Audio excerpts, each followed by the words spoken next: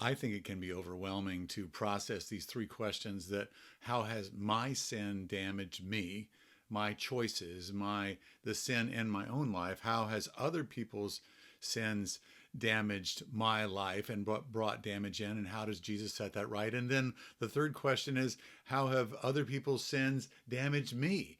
And that is a whole different set of things. And I want to encourage you today that even though if you're honest about this, that can be just incredibly overwhelming. The Lord can handle it. The Lord can handle you. The Lord can handle all the brokenness that you and I have in our lives. He can handle all of your sin. He doesn't blanch. He doesn't get embarrassed like, oh my goodness, you have sinned the unforgivable sin, that you've done something that is just unforgivable, that other people have done things to you that are unresolvable. We have all these kind of things, I think, that get us stuck. And honestly, quite frankly, I think that in all of us there is a boulder that ends up coming into, let's just say that your life is kind of a water course going forward, and then there's a big boulder that just goes boof right into the middle of it. And so the water kind of has to go around that big boulder, and the big boulder basically still has a voice. It still has a influence. It still has this sort of molding and shaping kind of effect in your life.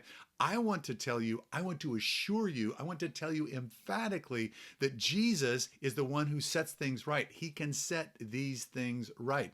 This unforgivable thing that you've done, this unforgivable thing that was done to you, this monumental, crazy brokenness. I remember back in a long time ago, I spoke up in the Maritime provinces in Canada, and this woman came up to me and she was flaming mad. She was so mad she was ready to punch me. She said, "You mean to say that my father who sexually abused me all of these years, that I need to forgive him and that's gonna fix it?"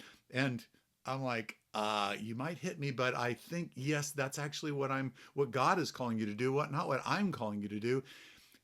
End of that conversation.